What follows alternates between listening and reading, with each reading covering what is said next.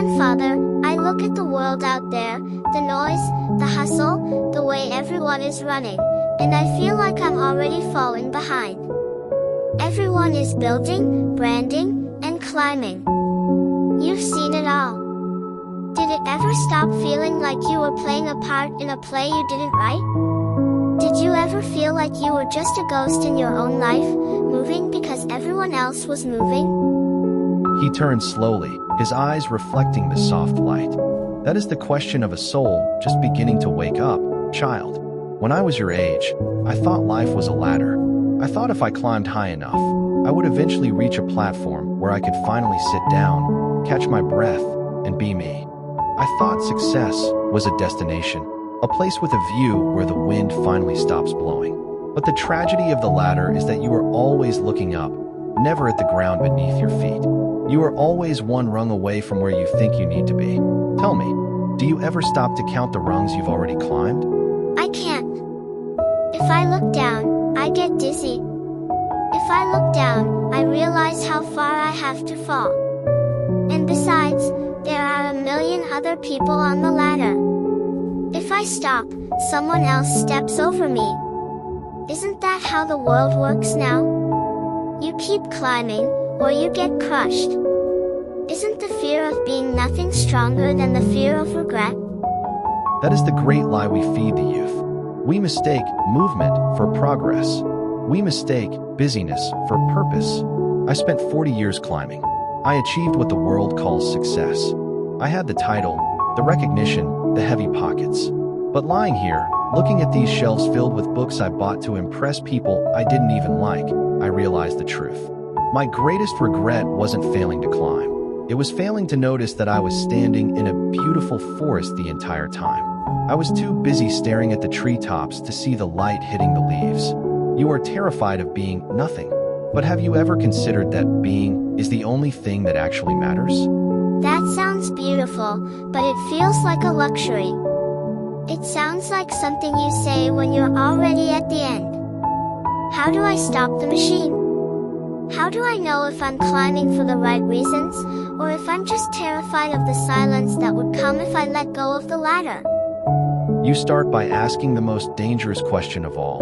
Whose voice is telling me to keep climbing? Is it yours?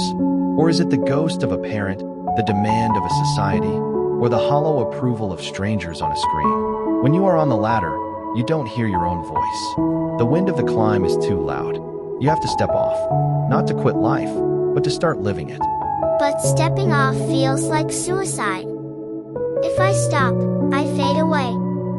My brand, my work, my momentum, everything I've spent months building, it all depends on me staying on that ladder. A small, knowing smile touches his lips. You speak of brands and momentum as if they are life itself. They are merely shadows.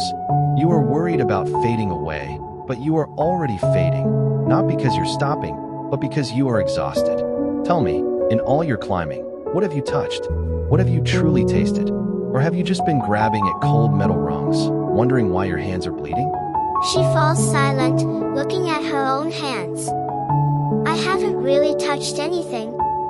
It's all been digital. It's all been waiting. Waiting for the algorithm, waiting for the results, waiting for the big break. And that is the architecture of regret, my child. We spend our lives building rooms we never intend to inhabit. We spend our time preparing for a future that refuses to arrive. Today, I want you to look at the ladder not as a path to greatness, but as a cage of your own making. You told me to step off the ladder. But what if I step off and find nothing? No safety net, no applause, no sense of progress. At least on the ladder, I know where I am. I know what is expected of me. There is a strange, hollow comfort in the climb, grandfather. If I stop, I have to face the silence. And honestly, the silence terrifies me more than the exhaustion. He stirs the fire, the sparks rising like stars. You call it comfort. I call it an anesthetic. We live in a world that sells us safety as if it were a virtue, but safety is merely the graveyard of potential. You aren't afraid of the silence, child. You are afraid of the mirror. When you climb, you don't have to look at yourself. You can blame the ladder, the height, the others climbing around you.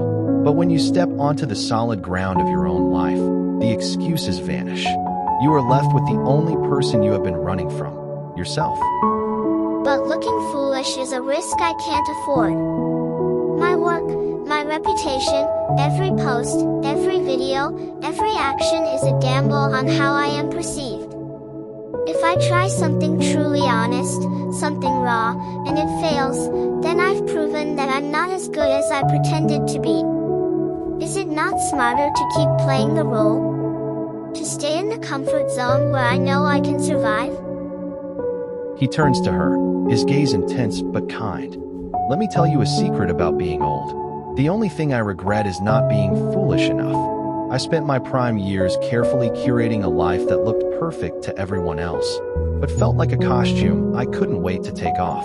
I was so afraid of being embarrassed that I never truly ventured into the unknown. You see failure as a destination. You think that if you fall, you stay on the ground forever. But failure is not a place, it is a teacher. That's easy for you to say now. You've reached the end. You don't have to deal with the public humiliation of a failed experiment. When you're in the middle of it, the world is watching, and it's ruthless. The world is only as ruthless as you allow it to be. You are worried about the audience, but the audience doesn't care about your soul. They care about their own entertainment. Why would you sacrifice your one, wild, precious life to satisfy a crowd that will forget you by tomorrow morning? The comfort you hold on to is a trap, a gilded cage with a door that is unlocked. You could push it open at any moment, but you are so used to the bars that you've forgotten what it feels like to walk under an open sky. If I push the door open, what happens to the identity I've built? If I'm not the person who is always climbing, who am I? You are the person who is finally breathing. You are the person who is no longer defined by the height of your climb, but by the depth of your presence. Imagine if you stopped trying to be someone and started simply being. Imagine the energy you would have if you weren't constantly measuring your worth against the people in the row above you. It sounds lonely. It is the only true solitude. But in that solitude, you find something stronger than reputation. You find your own voice. And once you have that, you will realize that you don't need the ladder at all. You can build your own path, however crooked, however slow, however beautiful it may be. You talked about the ladder, grandfather. I think I'm starting to see the rungs more clearly. But there's a cost I haven't wanted to admit. It's not just about me and my potential. It's about the people I've left behind while I was staring at the horizon. I have friends I haven't spoken to in months, family members who feel more like notifications on a screen than people I know. I'm connected to everyone, yet I feel entirely alone. He traces the frame of the photo with a thumb. That is the great paradox of our time. We have built bridges across the globe, yet we have allowed the foundation of our own homes to crumble. When you are obsessed with the next step of your climb, you view every person as either a stepping stone or an obstacle. You stop listening to them as human beings, and you start hearing them as assets or distractions. It isn't that I don't love them. It's just, I'm always busy. Everything is a project. Even my dinner is a photo opportunity, even my conversations are just mining for content. I realize now that I've been harvesting my life instead of living it. I've been looking for moments that look good, rather than moments that feel good. Do you think it's too late? Can you fix a bridge after you've already stopped walking on it? He sets the photo down, looking her in the eye. The beauty of a bridge is that it is made of stone and intention. Intention can be rebuilt, but you must understand this. Love does not exist in the highlights of your life. It exists in the mundane. It exists in the messy, unpolished, unshared moments. When you are constantly performing for an audience, you are never truly present for the person sitting right in front of you. I feel like I've lost the art of just sitting with someone. If I'm not not talking, if I'm not analyzing, if I'm not creating, I feel unproductive. And if I'm unproductive, I feel like I'm failing them, like I'm not providing enough value to justify their time. Value? Is that what you think you owe the people you love? Value? Child, you are not a product. You are a person. Your value to them is not your reach, your numbers, or the wisdom you curate for strangers. Your value is your presence. When you look at your phone while someone is speaking to you, you are telling them, there is something more important in this digital ether than you are. That's harsh. But it's true. I've done that so many times. I thought I was multitasking, but I was just distancing myself. You are losing the only currency that matters at the end of a life, memories of shared time. I spent my days chasing status to provide a better life for my family, thinking that the luxury of our surroundings would compensate for my absence. But they didn't want the house. They didn't want the status. They wanted me. They wanted to know that I was there, that I was listening, and that I was present. I built a golden cage for them, but I forgot to ever step inside it. So, how do I go back? How do I tell them I've been gone, even when I was sitting right there in the room? You stop apologizing for the past, and you start showing up for the present. The next time you are with someone you love, leave the device in another room. Let the silence be awkward. Let the conversation be slow. Don't look for the hook or the moral of the story. Just look for the person. You will find that the deeper you go into that connection, the less you will feel the need to climb that ladder. You will finally be grounded. We talk about success as if it's a scoreboard, grandfather. I've spent my life looking at the numbers, the views, the growth, the influence. But hearing you, I feel like I've been playing a game where the referee is rigged. If success isn't about being seen by the masses, what is it? How do you define it when the cheering stops? He looks toward the window, watching the last slivers of light vanish. The world defines success by accumulation. How much did you gather? How much did you grow? How many people know your name? But that is a bottomless pit. You can never gather enough to be full. True success is not about accumulation. It is about alignment. It is the harmony between the person you are in the quiet of the night and the person you project to the world during the day. Alignment. That feels heavier than all the numbers. Because if I'm honest, I'm not aligned. I'm fragmented. I'm a different person on camera than I am when I'm alone with my thoughts. If I choose to be who I truly am, the numbers might drop. People might not like the honest version. Then let them go. The people who only love your projection will never know your heart. And if you are terrified of losing the audience, you are not a creator, you are a hostage. Real success is the freedom to change your mind, the freedom to be vulnerable, and the freedom to walk away from a winning streak because it no longer feeds your soul. Do you think I was successful because I had a title? I was a hollow man in a tailored suit. My success was a costume I wore until it strangled me. So what did you actually value? At the end of it all, when you're here in this room, what are the assets that actually remain? He smiles, a slow, genuine expression that reaches his eyes. A collection of small, quiet things. The memory of the way the light hit the kitchen table when I stopped rushing. The way a friend looked at me when I finally told them the truth about my fears, and they didn't leave. The books I actually read, not the ones I displayed. The feeling of being useful to one person, just one, without needing the world to applaud it. Success is not a mountain peak, child. It is the quality of the soil in your own garden. It is the ability to look at your day and say, I did not betray myself for the sake of an impression. That's terrifying. It's so much easier to chase the applause of 1,000 strangers than to face the judgment of one's own conscience. Why is it so hard to accept that enough is enough? Because we are told from the moment we can speak that enough is a failure. We are fed the poison of more. But look at the trees outside. Do they try to grow taller than the sky? Do they compete to see who can gather the most sunlight? They simply grow until they are what they were meant to be. That is the only natural success.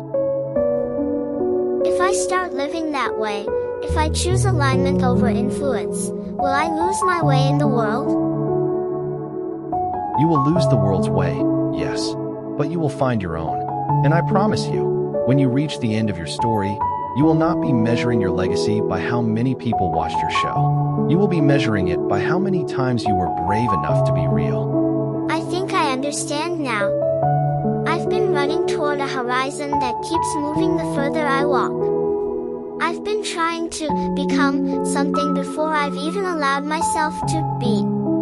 But as I sit here, in the quiet with you, the need to scramble for the next rung feels distant. Does this feeling last, grandfather? Or is it just a fleeting moment of clarity before I go back to the noise? He looks at her with a gentle, weathered smile. Clarity is not a permanent state, child. It is a muscle. You will return to the noise. You will be tempted by the ladder again. The world will pull at your sleeve, demanding your attention, your growth, your constant, hungry pursuit of more. The trick is not to stay in this room forever. The trick is to carry this room with you, inside of you, wherever you go. How do I keep it when I'm back in the storm? When I see everyone else succeeding, or appearing to, while I'm busy just trying to breathe. You remember the difference between doing and being. Doing is the service you provide to the world, your work, your art, your contribution. But being is your anchor. Never let your doing consume your being. When you create, create from a place of peace, not a place of desperation. When you speak, speak from a place of truth, not a place of performance. If you do that, the ladder will no longer be a cage. It will just be a tool. You will walk on it, yes, but you will not be a prisoner to it. It's strange. I came here looking for a secret to winning the game. You've given me the secret to losing the game on purpose. He chuckles, a dry, soft sound. Exactly. Once you realize the game is rigged, the only way to win is to walk off the field. You have a long life ahead of you, and you will achieve great things, not because you were desperate to, but because you were finally free to. Your regret will not be that you didn't have enough, or that you didn't climb high enough. Your only potential regret now is that you might have forgotten how to love the ground you are walking on. Grandfather, what is your last piece of wisdom for me? Before I go back out there? He leans forward, his voice a whisper. Do not wait until you are lying in a bed, looking at the setting sun, to realize you were living in a paradise the entire time. The big moment you are waiting for? It's not in the future. It's not in the milestone. It is in the breath you are taking right now. It is in the fact that you are here, that you are listening, and that you are real. Don't trade your life for a shadow. Trade it for the light. She stands up slowly, feeling the weight of the room. Thank you. For the mirror.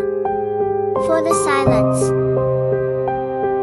Go, and don't look back at the ladder. Look at the path.